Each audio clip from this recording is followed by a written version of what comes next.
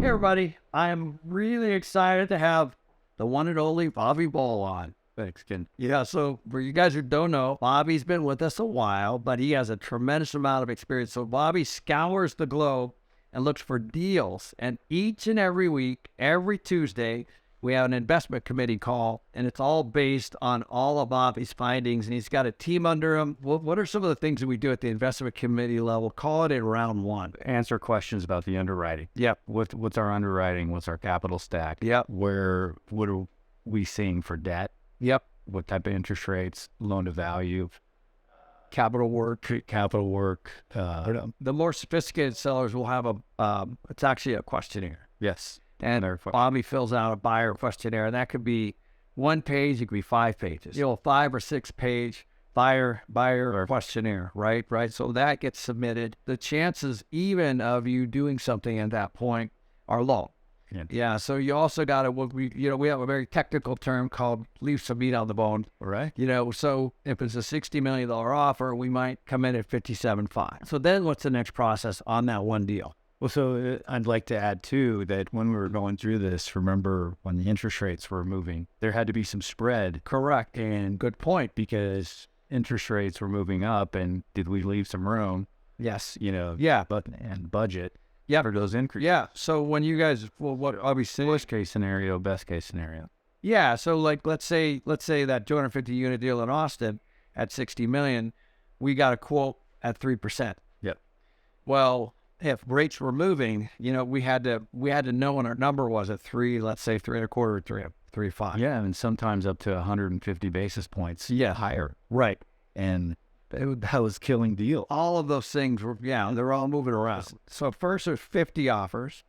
Then there's the best and final round. What does that mean?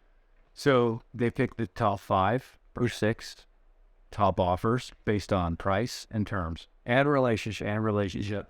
That's where Bobby gets And credibility. So we're usually in the best and final round. Yes. I would say is most of the 50, we were always in the top 5 or top 6. So now you imagine what the seller had. Like, imagine if you're the seller, you've got 50 offers. Some are really high, some are too low. There's a whole bunch usually clustered in the middle, right? Right. Pretty common. So oddly enough, a lot of times the seller and the broker will just throw the top one. And not always, but in most cases, it's the truth. These are new people trying to get deals at a higher number, and they're just, maybe they have access to capital, maybe they don't. If you're invited to a phone call, they filter down to the phone call. Correct. And then that's where you go through your questionnaire, and then they ask you at the end, do you have any, is there any gas in the tank for you to come up on price? Yeah. And we already knew that it was coming. We know that's coming. Yeah. And they asked you to sharpen your pencil. So all of that stuff happens. And then, we have to be prepared for that. So we've already underwritten all that. We've underwritten different kinds of debt. We've underwritten different kinds of pricing. And of course, as you raise your price, that changes your returns. There's all kinds of scenarios, right? Yes. So now let's go back to June of 2022, which is not very long ago, 5 or 6 months ago. So the Fed comes out with their first rate increase. We're at 9.1% inflation. Buyers now have a different debt pricing and also loan to values. Can you speak to that about how, so we went from 75% loan to value to like 55 or 50. What are some of the capital markets say? So, you've got the agency financing, Fannie Mae and Freddie Mac. Yep. And then you've also got the bridge. Yep. And the bridge loans right now, that's pretty much dried up. Yep. Because that was your higher leverage, your 75% loan to value. And those were short-term loans, 3 to 5 year loans. And you do those for like renovations. Yeah, and those are for renovation. You're right. But the Fannie Mae and Freddie Mac loans, so thankfully, God bless that we're in the multifamily industry, because if we were in office or retail or industrial, we wouldn't have the benefits of having Fannie Mae and Freddie Mac. The other side of that is it's still 50% loan to value market. And so everybody's pretty much playing by the same rules right now, except for, say, pension funds or any high net worth families, institutional investors that can pay all cash. Right. For example, there was a deal in San Antonio that we looked at. It was 2015 construction. The buyer that was selected had a 40-day close and all cash with an access agreement. There were 21 offers. Yeah, a deal. Right. And that was the most we've seen in like, Right. a couple months. I wanted to just explain that to you guys and kind of see why things are drying up and what's really happening at the broker level, at the capital markets level. So we're seeing lower loan to value, we're seeing higher interest rates, and then we're seeing less offers. And you're also seeing, refinancings are Done. prohibitive. Yeah, because the higher interest rates. Right. Because cash flows don't meet the requirements to get service coverage, or income is coming down a little bit. We're seeing some negative rent out there. Yep.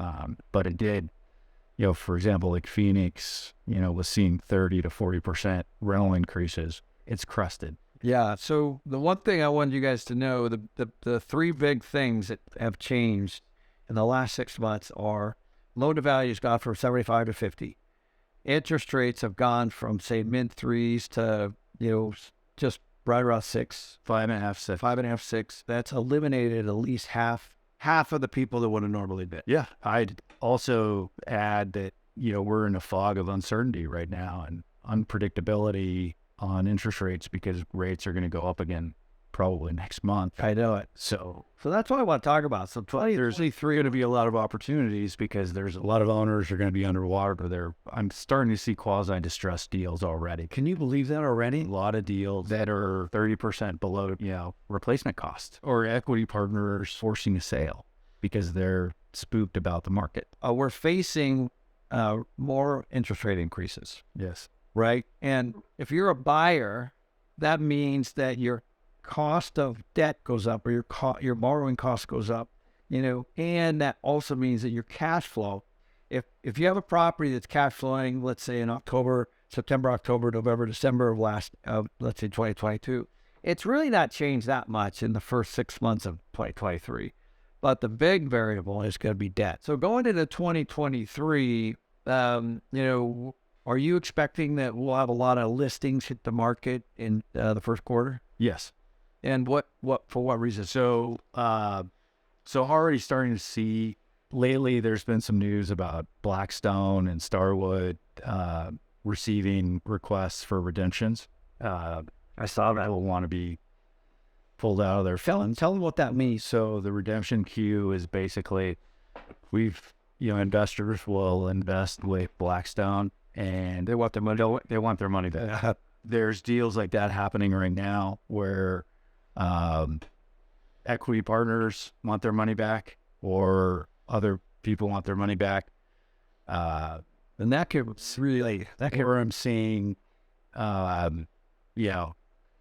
owners that say, I want to sell now because I think the market's going to go down even more. So I'd rather take today's price versus the future price. Right. Of, say, next month when rates go up. Let's circle back, because that's going to be very eye-opening. Yes.